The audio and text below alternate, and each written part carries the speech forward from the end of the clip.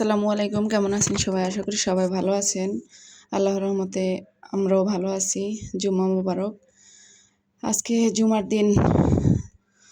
যেই মা বাবাদের সন্তানগুলা তাদের বুক থেকে চলে গেছে, তাদের যে কীভাবে দিনগুলা কাটে তা একমাত্র আল্লাহই জানে।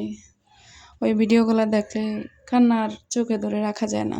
আল্লাহ তুমি তাদেরকে বেহেশত নসিব করো, যারা দুনিয়া ছেড়ে চলে গেছে। ছোট ছোট মাসুম বাচ্চারা, মা বাবাকে ধৈর্য ধরার তৌফিক দান করো। আজকে সকাল সকালে ভিডিওটা শুরু করলাম রান্না দিয়েই। আর বাইরে কিন্তু খুব বাতাস হইতেছে।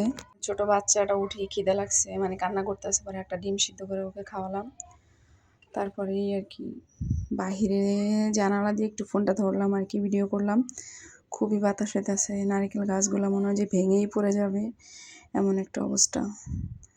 দেখেন কি অবস্থা, বাতাসে তো জানালা একদমই খোলা যায় না। তো আমি মুরগি কেটে নিয়েছি, এখন মুরগিটা রান্না করব। মশলাগুলো ভালোভাবে কষিয়ে নিচ্ছি।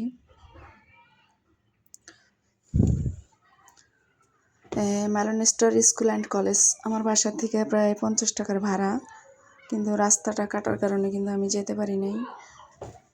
কি বলবো, ফোন চাললে তো সবই দেখা যায়।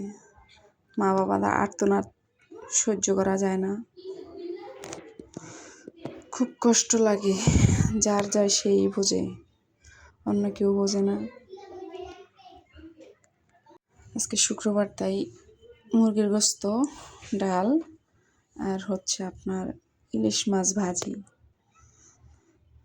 আমি কিন্তু অফ ক্যামেরায় ইলিশ মাছ দিয়ে কাঁকরোলের ভর্তাও বানিয়েছি। ভিডিওর এতক্ষণে যারা আমার সাথে ছিলেন তারা একটা লাইক করে দেবেন, যে নতুন আছেন সাবস্ক্রাইব করে পাশে থাকার অনুরোধ রইল।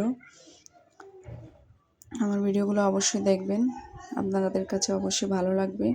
আর যদি কোনো প্রশ্ন থাকে তাহলে অবশ্যই কমেন্ট করে জানাবেন। কালকে কিন্তু আমি ভিডিও ছাড়তে পারি নাই, কারণ আমি ডক্টরের কাছে গেছিলাম। ওই টাইমটায় আমি বাসায় ছিলাম না, তাই ভিডিওগুলো কন্টিনিউ করতে পারি নাই।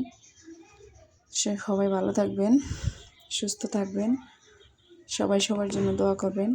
আল্লাহ হাফেজ।